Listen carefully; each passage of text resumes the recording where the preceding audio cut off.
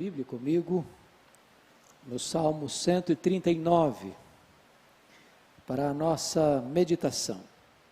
Salmo 139. Este é um salmo de Davi. E Davi diz assim: Senhor, Tu me sondas e me conheces. Sabes quando me assento e quando me levanto. De longe penetras os meus pensamentos. Esquadrinhas o meu andar e o meu deitar. E conheces todos os meus caminhos.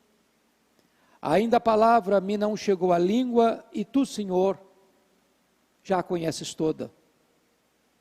Tu me cercas por trás e por diante, e sobre mim pões a mão. Tal conhecimento é maravilhoso demais para mim, é sobremodo elevado, não o posso atingir.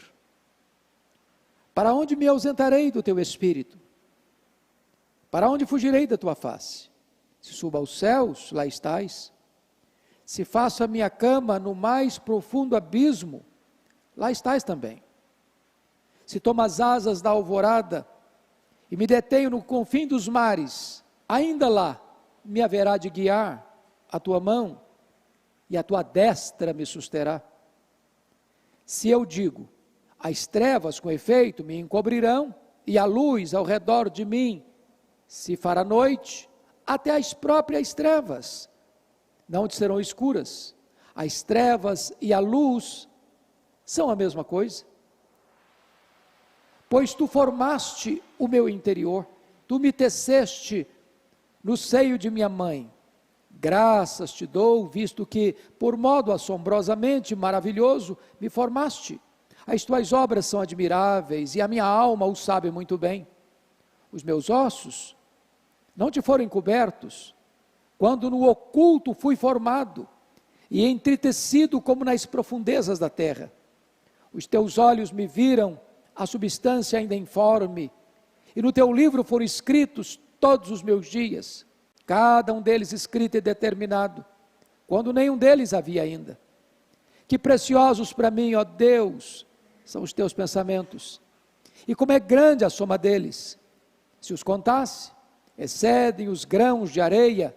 Contaria, sem jamais chegar ao fim. Tomara, ó Deus, desses cabo do perverso, apartai-vos de mim, pois, homens de sangue, pois eles se rebelam insidiosamente contra Ti, e como Teus inimigos falam malícia. Não aborreço eu, Senhor, os que Te aborrecem, não abomino os que contra Ti se levantam, aborreço-os com ódio consumado. Para mim, são inimigos de fato. Sonda-me, ó Deus, e conhece o meu coração. Prova-me e conhece os meus pensamentos. Vê se há em mim algum caminho mau e guia-me pelo caminho eterno. Amém.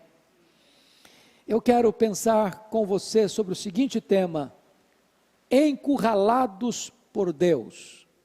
Encurralados por Deus. Este é um salmo de Davi, que retrata de maneira belíssima alguns dos atributos incomunicáveis de Deus. Deus tem atributos que só Ele os possui, e nós nunca tivemos, não temos e jamais teremos, nem mesmo na glória. Só Deus os ostenta, porque são atributos particulares da própria divindade. Só Deus é autoexistente, só Deus é infinito, só Deus é imenso, só Deus é eterno, só Deus é imutável, só Deus é onipotente, só Deus é onipresente, só Deus é onisciente, só Deus é transcendente. Estes atributos são para nós, povo de Deus, lenitivo para a nossa alma, refúgio para o nosso coração, bálsamo para a nossa vida. Entretanto, para o ímpio, para aquele que zomba de Deus, que escarnece de Deus, vira as costas para Deus, e se insurge contra Deus, esses atributos de Deus aterroram e apavoram a sua alma. Então aqui, nesse salmo, eu gostaria que observássemos 4 desses atributos de Deus. 3 deles muito conhecidos de nós: a onisciência de Deus nos versos de 1 a 6, depois a onipresença de Deus dos versos 7 a 12, depois a onipotência de Deus dos versos 13 a 18, e me permita criar um neologismo, eu não sei se esta palavra existe, mas eu gostaria de usá-la nessa perspectiva, dos versos 19 ao verso 24, penso que está tratando aqui da onipureza de Deus, a total pureza de Deus. Então, é sobre estes atributos divinos que eu gostaria de conversar um pouco com você neste momento. Primeiro, dos versos 1 a 6, observemos a onisciência de Deus. E Davi começa dizendo: Senhor, tu me sondas e me conheces. Ele está partindo do plano geral para o plano particular. Ele está colocando o macro para depois entrar nas áreas específicas da vida.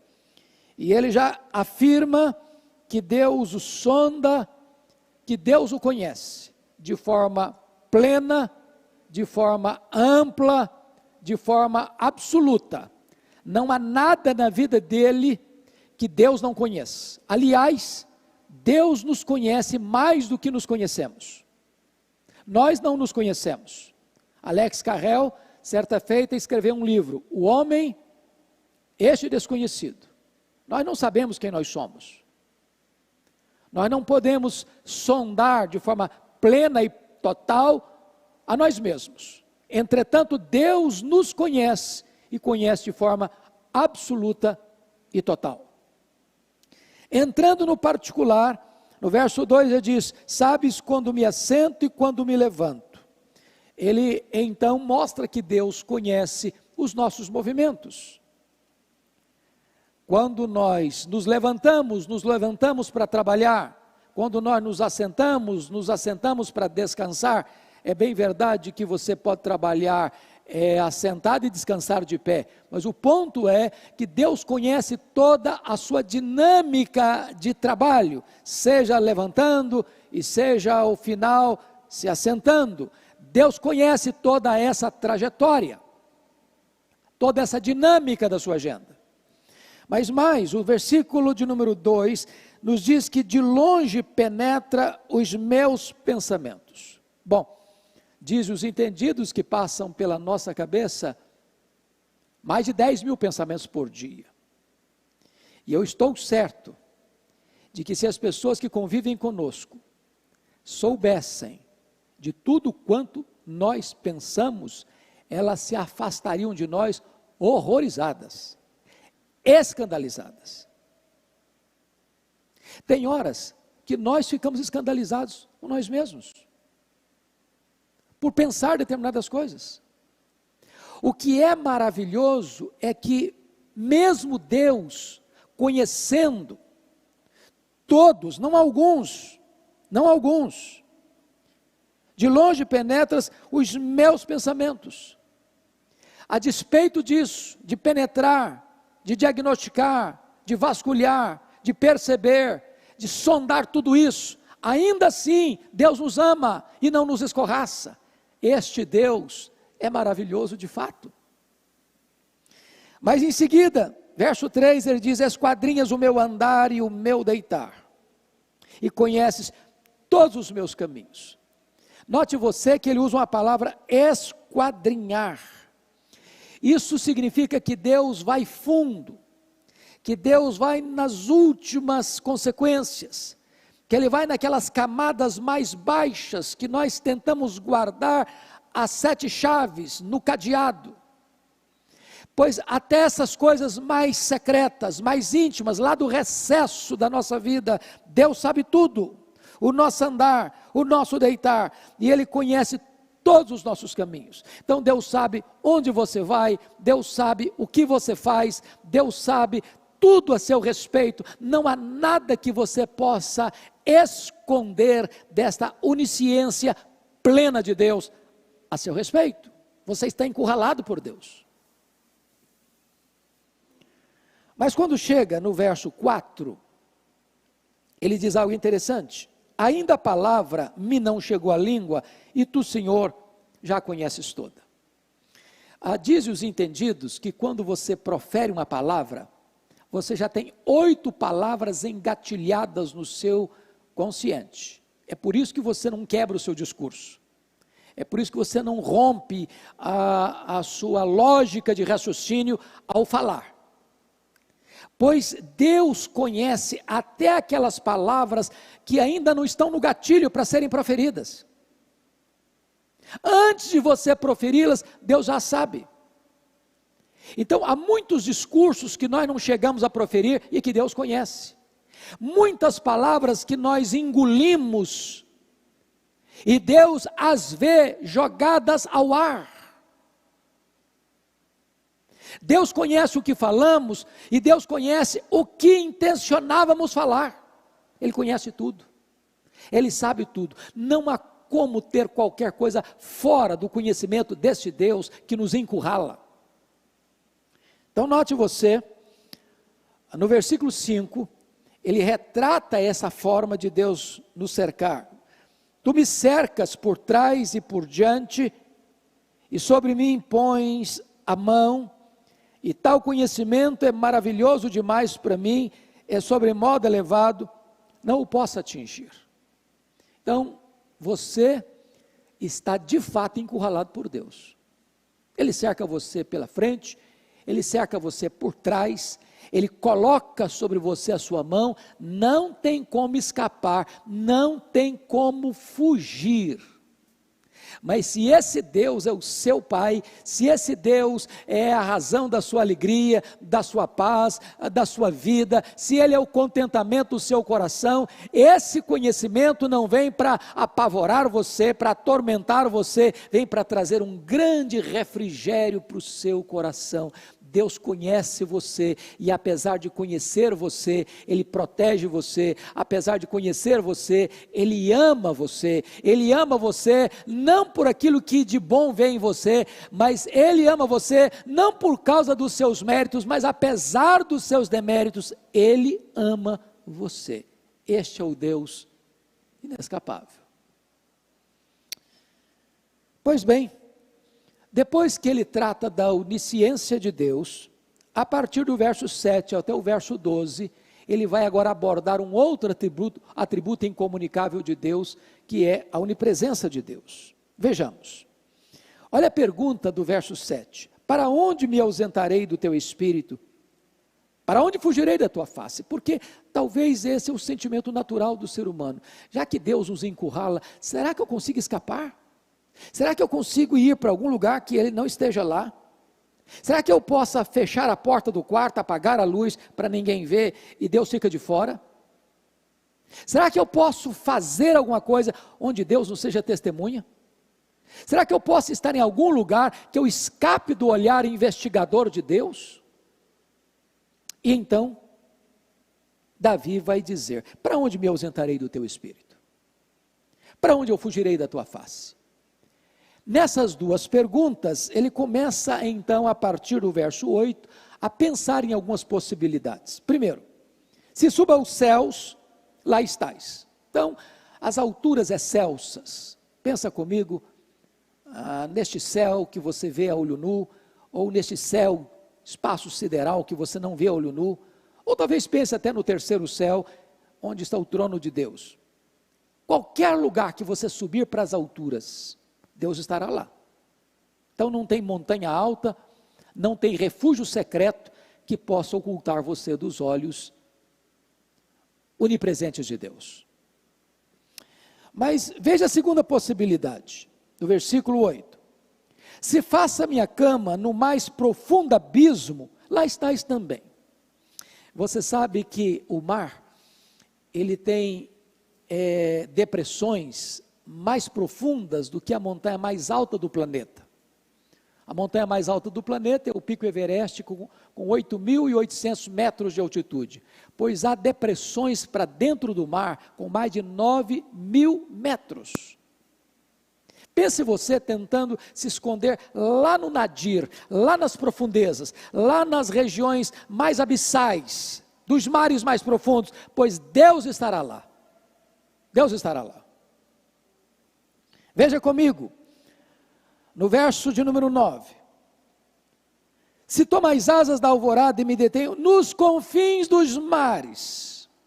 É claro que na época de Davi, talvez a navegação ainda não estava tão desenvolvida, e ele tinha consciência de que havia outros territórios a serem explorados, outros rincões distantes a serem conhecidos, e ele talvez pense na possibilidade dos mares mais remotos, mais distantes, e ele então imagina essa cena: se tomo as asas da alvorada e me detenho nos confins dos mares, ainda lá me haverá de guiar a tua mão, e a tua destra me susterá. E agora ele pega a ideia da onipresença de Deus, não como algo que vai apavorá-lo, mas como algo que vai abraçá-lo, que vai sustentá-lo, que vai cercá-lo, que vai sustê-lo diante de uma cena tão complexa quanto essa que ele registra no versículo 10. Agora pense comigo, vamos levar para os versículos 11 e 12. Se eu digo, agora ele está conversando com ele mesmo, está cogitando, num solilóquio, numa conversa no espelho. Se eu digo, as trevas com efeito me encobrirão e a luz ao redor de mim se fará noite, até as próprias trevas não serão escuras. As trevas e a luz são a mesma coisa. Quanta tolice hoje, não? Eu e você praticamos. Da gente pensar que pode esconder-se de Deus, pode dar uma escapadinha da presença onisciente deste Deus. Não adianta fechar o quarto, não adianta apagar a luz, não adianta fazer alguma coisa que os homens não estejam vendo, que os homens talvez nunca vão ver, se Deus está vendo, se Deus é testemunha, porque para ele escuridão e luz é a mesma coisa. Luz e trevas é a mesma coisa. Ele enxerga no escuro, ele enxerga na curva, ele enxerga o que o homem não pode ver. Então, Davi está aqui mostrando que você e eu estamos de fato encurralados por Deus, porque Ele conhece tudo e está em todo lugar. Mas vamos ao terceiro ponto, porque agora a partir do verso 13 ao verso 18, ele vai desenvolver um raciocínio para tratar conosco acerca de um terceiro atributo incomunicável de Deus. Já tratou da onisciência, já tratou da onipresença, e agora, dos versos 13 a 18, ele vai tratar da onipotência de Deus. Vejamos, ele começa a observar o seu corpo, e pense bem que Davi está escrevendo esse texto 1000 anos antes de Cristo. Portanto, eu estou falando que Davi está escrevendo esse texto há mais de 3.000 anos, quando as ciências biológicas não estavam ainda desenvolvidas. E hoje, nós temos muito mais compreensão, talvez científica, do que Davi tinha no seu tempo, e ele escreve isso aqui por revelação de Deus, que conhece o futuro do seu eterno agora, e que é o pai da própria ciência, porque todo saber é uma dádiva de Deus. O homem recebeu de Deus inteligência para pesquisar, para perquirir, para investigar, e esse saber vem de Deus. É por isso que alguém já disse, e eu preciso concordar necessariamente, é que entre a ciência e a Bíblia não há contradição. A Bíblia corretamente interpretada e a ciência corretamente entendida nunca vão entrar em contradição. Alguém já disse que um pouco de ciência afasta você de Deus, mas muita ciência aproxima você de Deus. E Davi está descrevendo algo aqui que a ciência hoje retrata de maneira tão bela. Se não, vejamos. Versículo 13. Pois tu formaste o meu interior, tu me teceste no seio da minha mãe. Veja 14. Graças te dou. E agora, quando ele para pensar da maneira como Deus fez o seu corpo, da maneira como Deus o teceu lá no ventre da sua mãe, ele não tem outra atitude a não ser gratidão. Sobretudo hoje, Dia das Mães, a gente tem que parar e agradecer mesmo. Deus usou a minha mãe, Deus usou a sua mãe para nos trazer ao mundo, e esse milagre da vida se desenvolvendo desde um pontinho que era invisível ao olho humano. Você começou, estava lá naquele pontinho, exatamente toda a potencialidade da sua vida, e Deus foi desenvolvendo este milagre que é você. Você é um milagre de Deus.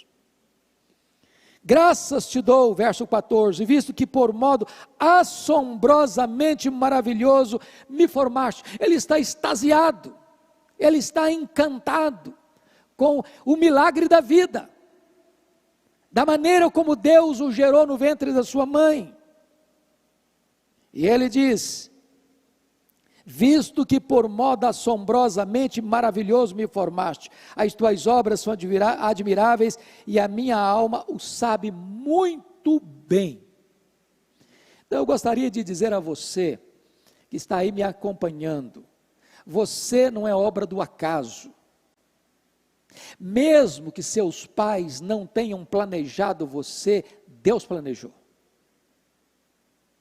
Você não é resultado de uma evolução, você não veio de uma ameba, nem de um símio, você é obra das mãos do Criador. Você é especial pelo fato de que o seu Criador é o Deus Todo-Poderoso. Foi Ele quem criou você, foi Ele quem formou você, e de uma maneira assombrosamente maravilhosa. Em vez de você viver a vida esquecendo-se de Deus, que você reconheça isso e dê graças a Deus, como fez Davi. Voltemos os olhos ao verso 15, olha o que ele diz: os meus ossos não te foram encobertos, quando no oculto fui formado e entritecido, como nas profundezas da terra. E ele avança para o verso 16, os teus olhos me viram, a substância ainda informe, e no teu livro foram escritos todos os meus dias, cada um deles escrito e determinado. Paremos para pensar um pouquinho aqui. Hoje os legisladores, ou as nossas cortes discutem aqui, ali, acolá, acerca da questão do aborto. Alguns dizem não, que a vida começa só depois dos 3 meses, e até os 3 meses não tem problema. Outros querem buscar outras alternativas. Entenda uma coisa, a vida começa na concepção. A vida começa na concepção. Davi está se referindo a si mesmo como uma pessoa, mesmo quando era ainda uma substância informe no ventre da sua mãe. Então, esse texto já seria absolutamente suficiente para nós dizermos um não sonoro ao aborto. Precisamos reconhecer que Deus é o autor da vida e só Deus tem autoridade para tirar a vida. Hoje nós podemos compreender um pouquinho melhor o que Davi está aqui dizendo. Dr. Marshall Nirenberg foi um biólogo e ganhou o prêmio Nobel de Biologia no século passado, quando disse que você e eu, nós somos um ser programado geneticamente, computadorizadamente programados. E ele então, lançando-se nessa investigação e nesta pesquisa, ele foi descobrindo algo fantástico, fantástico. É que você é um ser não só programado geneticamente, mas você é um ser único, único. Não tem ninguém no mundo igual a você. É como se Deus tivesse feito você e jogado a forma fora. Ele descobriu que você e eu temos cerca de 60 trilhões de células vivas no nosso corpo. E em cada uma dessas células, 1,70 m de fita DNA.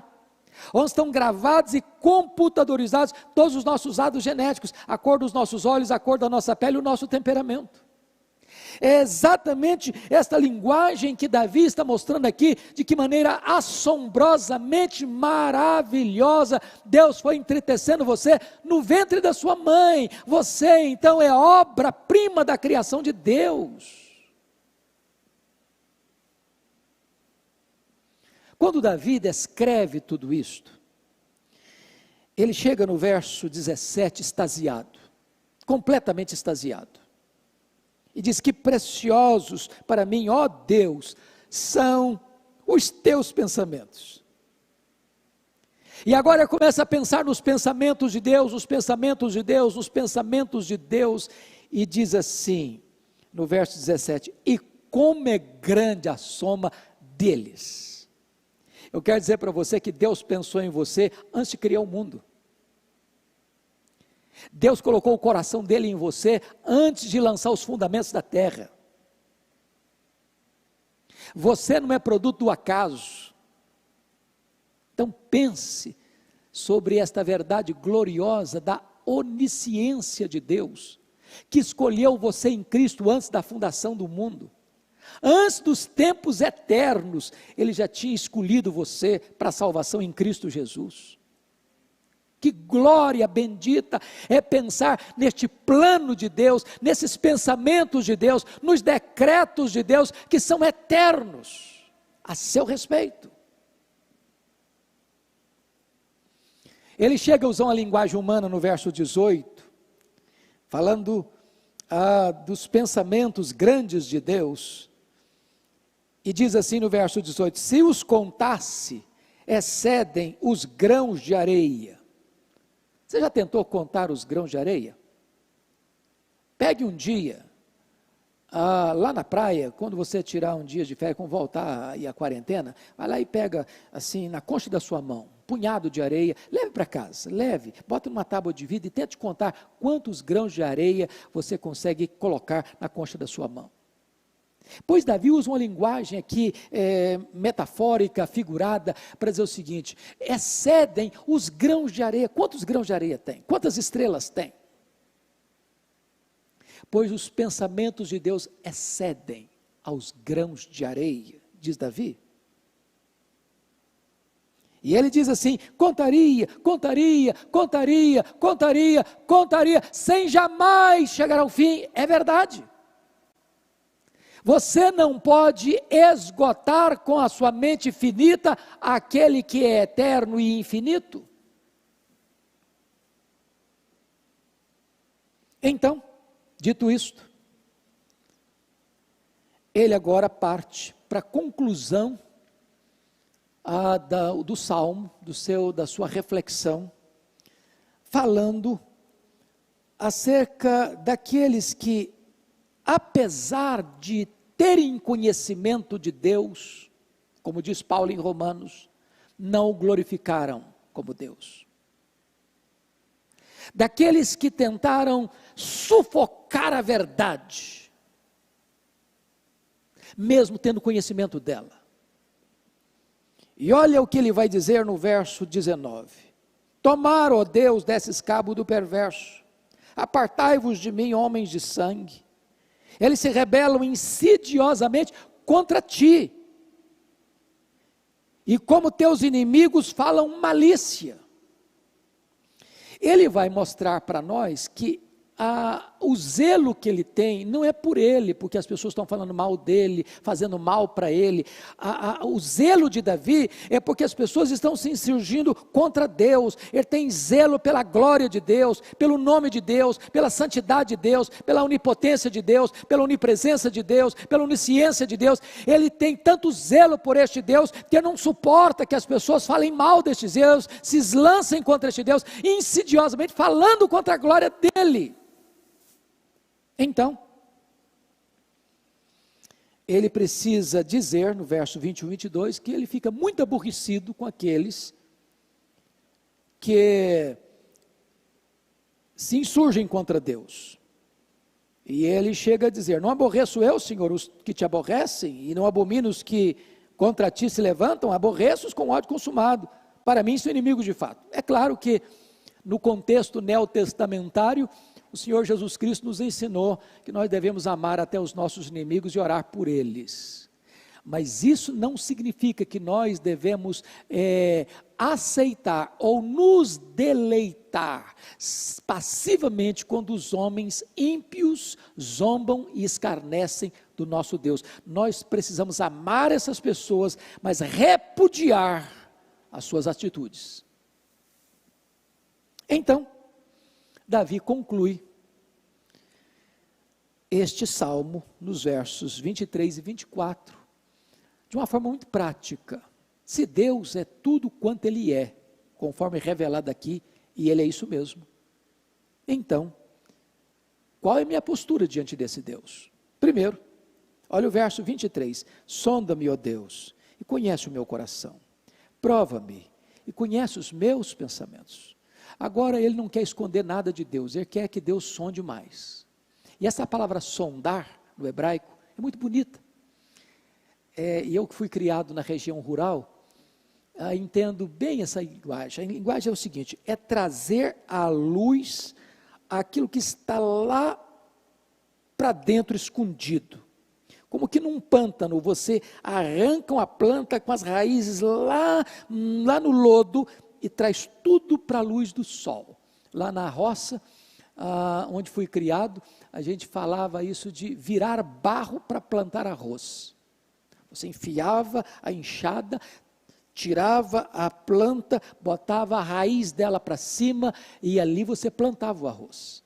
O que ele está dizendo é o seguinte, Deus, eu quero que o Senhor traga para fora, que o Senhor traga para a luz, que o Senhor mostre com clareza tudo aquilo que está dentro de mim, Senhor. Eu não quero ter mais nada escondido dentro de mim, eu não quero ter mais nada na sombra dentro de mim, eu não quero ter mais nada na escuridão dentro de mim. Então Deus, sonda-me, Senhor, sonda-me, conhece o meu coração. Oh meu Deus, prova-me e conhece os meus pensamentos, Senhor. Eu não quero mais ter qualquer atitude de fuga, eu quero que o Senhor me cubra, eu quero que o Senhor me conheça, eu quero que o Senhor me sonde, eu quero que o Senhor me prove.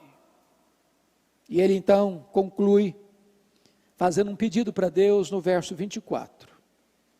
Nessa sondagem de Deus, certamente Deus vai descobrir coisa que é contrário à santidade de Deus, que vai entristecer o coração de Deus. Então ele ora no verso 24 assim, vê se há em mim algum caminho mau e guia-me pelo caminho eterno. Ele pede para Deus, Senhor, eu não quero andar no caminho errado, eu não quero andar no caminho de trevas, eu não quero andar no caminho mau. Então, meu Deus, ao me sondar, me ajude e me guie pelo caminho eterno. Que a oração de Davi seja a sua oração, que a oração de Davi seja a minha oração, porque você e eu estamos encurralados por Deus, protegidos por Ele, mas não podemos zombar dEle, porque Ele conhece tudo, Ele vê tudo, Ele sonda tudo, Ele sonda todos. Que Deus nos abençoe, e que nós possamos nos agasalhar nos braços deste Deus maravilhoso, é nosso Pai, a nossa alegria, a nossa paz, a razão da nossa vida. Amém.